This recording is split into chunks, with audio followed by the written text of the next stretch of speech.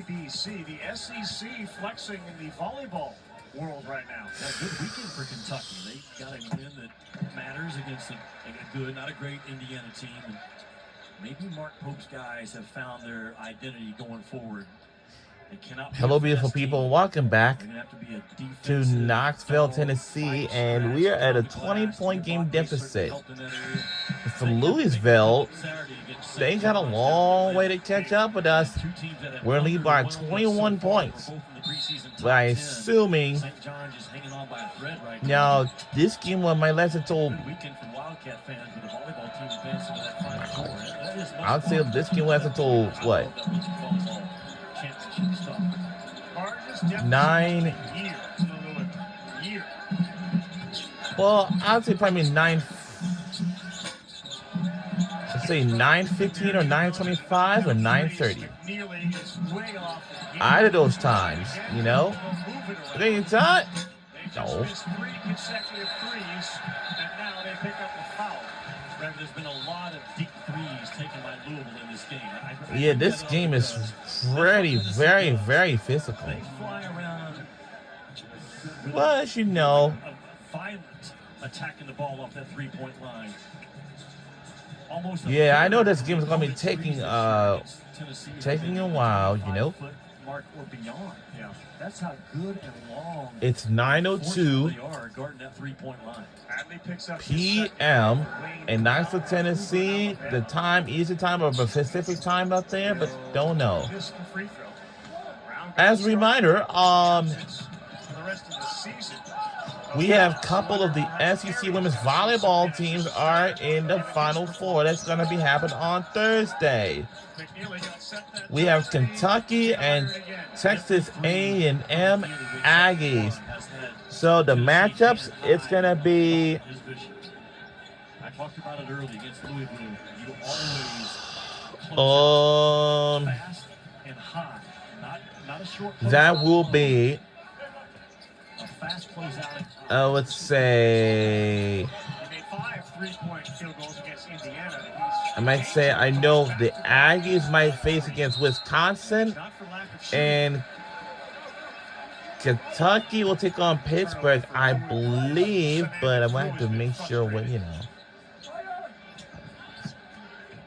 Wow, Saturday, Duke Blue Devils take on Texas Tech Red Raiders for the men's basketball on Saturday at whatever time that is.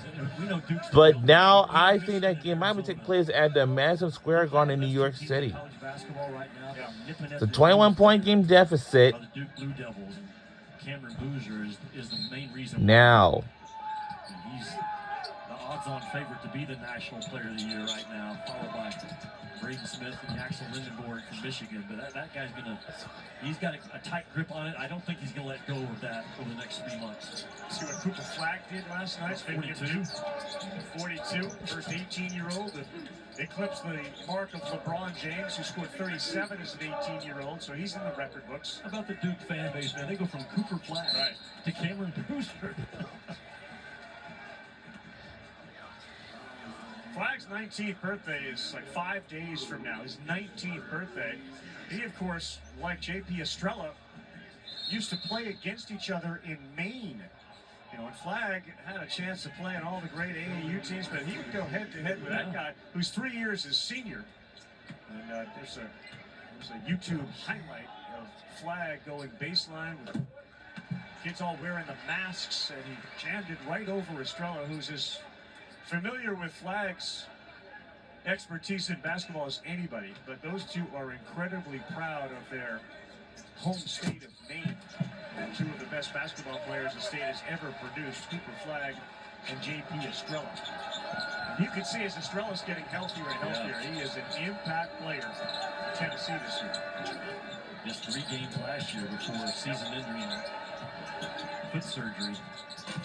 No good. Conwell, there's a box out. They're going to keep it right here. It is the very physical Evans again getting called this time.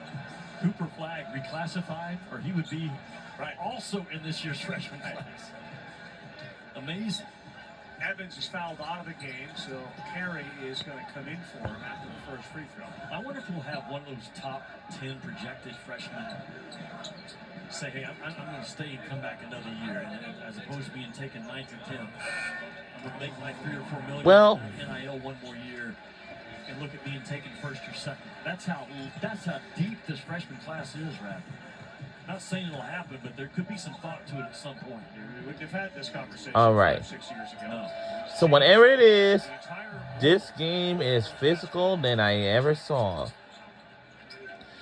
So after this game, and then by an hour or so, we'll be watching UCLA versus much a mirror of what happened Cal in baseball Poly. college. A lot of the kids that would go and just I'd join say the minor leagues Cal are Poly Mustangs. that are premier in this country because of their facilities, the competition, the nutrition, and the money. Not necessarily in that order either. These players got pressure in defense and offense, especially defense. That's all. That's the biggest big key that what we have really need. And Last year in the SEC, they had 5 of the top 7 teams ranked in the AP poll, and Tennessee was set there at number 1. They had 5 of the top 7. This year, right now, this week, I think their top-ranked team is number 13. So the legit national champion threat, I don't see yet in the SEC like I do in the Big 10 and the Big 12. I throw Duke in there as well. Gonzaga out on the West Coast. UConn, yeah, no question, UConn. But I do see, 9, 10, maybe 11 teams out of the SEC that are going to work their way into that NCAA tournament. Just not on that top 1 or 2 or 3 seed line like they had a year ago. Does that make sense? It absolutely does. Well, The regular season may be more competitive, and the idea that Vanderbilt has become a thing athletically in like every sport is really a thing in 2025, moving into 26. And Mark Byington, what he's done with the Commodores, what did he do, like 30 the other night? Yeah, they are the real deal. I saw them in Atlanta. They can score like they're breathing. And another team in the turnover. SEC does that. Back on the other way. Mike White's got a really good team. I think We on SEC on ESPN for this tonight's big game. Big game. He's averaging 95. Georgia's averaging 90. You got to credit too. Without Mike Helton, Let's see. this is a story we've talked about a lot tonight. The idea that they score almost 100 points a night. They have 51 with 4.5 minutes. The defense of Tennessee and the challenge on all those threes. 4:34 remains in the second half. It has been a defensive clinic. Yeah, this game going to last until probably, I'd say 9:30 the latest. 1 through 5. I'm going to hold you accountable. Don't be low. Talk to the basketball from behind it. Now, Get up on guys and if you know something, I'm not we so lead sure by Rick will say 22. this is his best defensive performance If it's of your the dinner season time so for the far. fans, if you fans out there kind of pretty hungry or something like that, and the shot is goodbye Tennessee, if it's your dinner time or something like that, you might get something to eat while you're over there. Clear back policies are still in effect. 6 of 30. Louisville for the 3-point line. Here's what we notice or not. IBC connects to the Leah Core Center, by the way. He's a unique And the lays it in is good by Louisville. Lawrence is comfortable to have him on a guard and a three-point shooter. He's not a wide body. No. Can't move. I am 6'11" guy. very, But he's extremely long. I'm kind of, I haven't like Defensive stance. He can been really in my move his house feet. all day. And he sees the game so well as a defender. 3:56 remains in the second half. No, but we have definitely proven ourselves. And it's a happy holidays week at seeing what's coming. on, we'll be right back on the other side. We'll talk more about that. When in